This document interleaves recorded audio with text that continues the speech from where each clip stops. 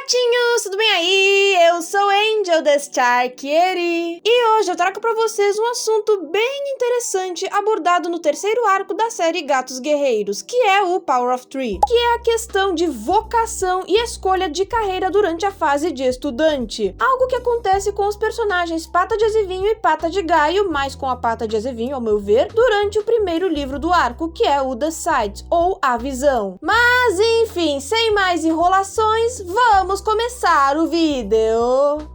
Pois bem, meus gatinhos, então, para adentrar nesse assunto com mais afinco, vamos analisar o arco de cada um dos dois personagens ao longo do livro, começando com o arco da Pata de Azevinho, mais tarde conhecida como Folha de Azevinho, vulgo Holy Leaf. E bom, uma coisa que fica bem clara durante o arco Power of Three e o Omen of the Stars também, é que desde bem pequena, a Pata de Azevinho sempre almejou ser alguém importante e bem vista pelo clã, fosse da maneira que fosse. E isso a fez se interessar em se tornar uma curandeira durante a primeira fase da sua infância. E ela inicia sua jornada como aprendiz da Poça de Folha super empolgada, aprendendo sobre as ervas, sobre o clã das estrelas e formando vínculos com os outros curandeiros, principalmente com a Pata de Salgueiro, aprendiz da Asa de Mariposa do clã do Rio. Porém, conforme o tempo passa e ela começa a ter que lidar com a parte difícil de ser uma curandeira, como ter que cuidar de feridas um tanto desconfortáveis de se lidar, como tirar um espinho cheio de inflamação da pata de um guerreiro ou coisa do tipo, ou ter que ficar lembrando de todas as ervas, seus nomes e pra que elas serviam. E ao mesmo tempo, em um momento em que ela teve a oportunidade de lutar, que agora eu não lembro exatamente quando foi, ela começou a descobrir sua verdadeira paixão, ela começou a se autodescobrir de verdade e a ter dúvidas quanto ao que ela realmente queria. E tem até o momento em que ela conversa com a Brooke, a caçadora da tribo da Água Corrente e esposa do Pelo de Tempestade, que tava morando com ele no clã do Trovão na época. Não vou entrar em detalhes porque aí esse vídeo vai virar um documentário. E a Brooke fala pra ela que na tribo eles não têm essa mesma vantagem dos clãs de poder escolher entre ser um guerreiro ou curandeiro, porque os gatos da tribo eram selecionados a partir da sua fisionomia, ou seja, os gatos mais esguios e magros, digamos assim, eram escolhidos para serem caçadores, enquanto os gatos mais robustos e corpulentos acabavam virando guardas da caverna. Ou seja, se tu nasceu de tal jeito, mas não quer ser aquilo que tu foi indicado para ser, não interessa, tu vai ser aquilo que o sistema quer a partir do seu físico. Essa era a mentalidade da tribo. Mas enfim, voltando pra Pata de Azevinho, ela reflete bastante sobre isso, sobre o que ela realmente quer, e finalmente decide abandonar seu treino como curandeira e se tornar a melhor guerreira que ela poderia ser. E cara, eu lembro que quando li essa parte do livro, eu me identifiquei muito com a Pata de Azevinho e esse dilema que ela teve. Porque quando eu era criança, eu lembro que eu queria muito ser cientista, tanto porque eu achava legal a ideia de ficar misturando substâncias aleatórias em frascos, quanto por um pouco de influência de desenhos que eu gostava, tipo o Show da Luna. Eu até ganhei de presente aquele kit Lab 80 da Estrela, lembram? Na infância, que a gente usou bem pouco, na verdade. Mas conforme eu fui crescendo, eu fui percebendo que eu não levava jeito pra ser alquimista ou coisa do tipo. Tanto porque a matéria em si é muito difícil, principalmente agora que eu tô no terceirão do médio, quanto porque eu não tenho sangue frio pra mexer com coisas perigosas, tipo elementos radioativos. E por isso o Lab 80 tá lá guardado na garagem da minha casa até hoje. Então esse arco da Pata de Azevinho no livro acaba se tornando mais real e identificável do que parece, pois retrata justamente a autodescoberta e o autoconhecimento na hora de escolher sua carreira de uma forma simplesmente fantástica. Mas, como nem tudo na vida são flores e como nós bem sabemos, Gatos Guerreiros nem sempre acerta todas em questão de roteiro e construção de personagens, temos, é claro, o outro gume da faca, que é a forma como a trajetória profissional do Pata de Gaio foi retratada nesse ponto da história. Ok, para início de conversa, temos que rever um ponto bem importante sobre o Pata / Pluma de Gaio, vulgo Jay Feather. O Pata de Gaio, desde pequeno, sempre foi subestimado pelos outros gatos por ter nascido com a condição de ser cego, e assim considerado incapaz de se tornar um guerreiro. E isso, obviamente, frustra muito o Pata de Gaio, não só porque ele queria muito ser um guerreiro, mas também porque, apesar da cegueira, ele tinha seus outros sentidos, principalmente o olfato e a audição, extremamente aguçados, o que o permitia sentir bastante o mundo ao seu redor, embora não pudesse vê-lo. Além, é claro, do poder que ele tinha provindo da profecia do Poder de Três, mas eu já falo sobre isso. Então, ele ficava o tempo todo tentando provar seu valor, principalmente para sua mentora, a Coração Brilhante. E muitas vezes ele conseguia. Ele demonstrava seu conhecimento sobre a floresta e seu senso de direção, mesmo não podendo enxergar, e a Coração Brilhante ficava bem impressionada. Então, mesmo sendo cego, ele tinha muitas habilidades e qualidades físicas de um guerreiro. Só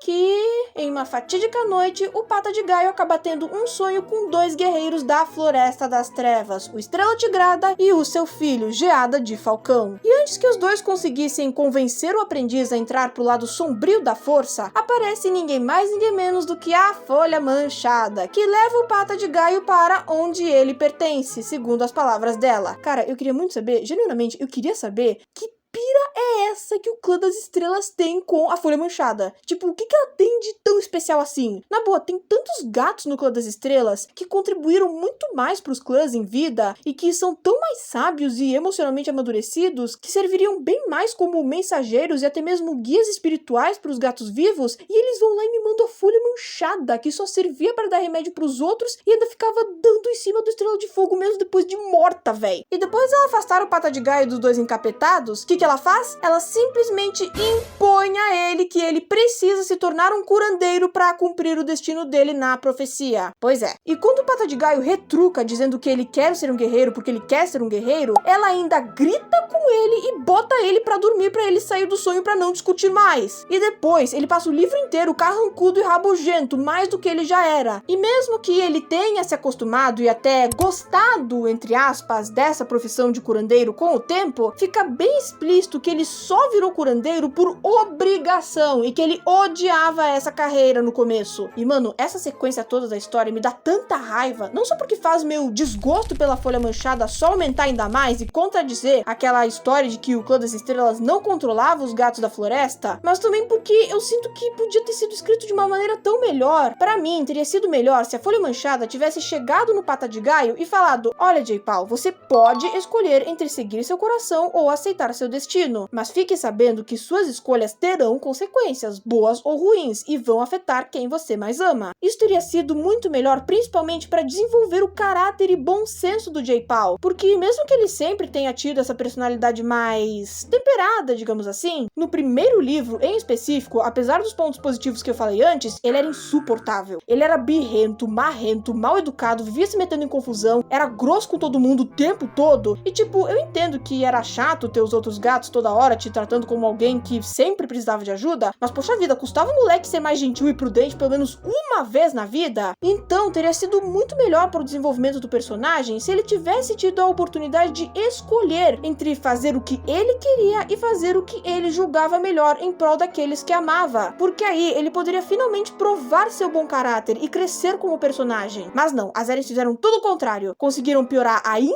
mais a personagem da Folha Manchada, fazer o coitado do Pata de Gaio ser o que ele não queria à força, o que, diga-se de passagem, é uma péssima lição para as crianças, e isso também não ajudou lá muito o desenvolvimento dele para mim, porque mesmo que ele tenha amadurecido ao longo dos seus 2 arcos de protagonismo, ainda assim, depois de descobrir sobre a profecia, ele virou praticamente um quase ditadorzinho, que só falava sobre ela. Se algo ruim acontecesse, ele já pensava nela, e não no bem-estar da sua família. E ele ficava botando peso na cabeça tanto do Chama de Leão quanto na da Pata de Pomba em Omen of the Stars, que por sinal era uma aprendiz de 7 luas. Fora quando ele praticamente forçou a Pata de Hera a ficar voltando para a Floresta das Trevas, mesmo que ela não quisesse fazer isso. E esse comportamento dele, na minha visão, foi meio que uma influência tanto da Folha Manchada quanto do Clã das Estrelas como um todo, que forçou ele a ser o que ele não queria e fazer o que ele não queria, e agora ele faz a mesma coisa para a sua própria família. Então, resumindo, o dilema da Pata de Azevinho foi escrito de maneira espetacular, mostrando que conforme crescemos podemos mudar nossas escolhas, e por outro lado, o arco do Pata de Gaio foi bem mais bucha de se engolir, porque mesmo que ele fosse virar curandeiro de qualquer jeito, eu ainda acho que poderia ter sido feito de uma forma diferente. Mas vida que segue, fazer o quê?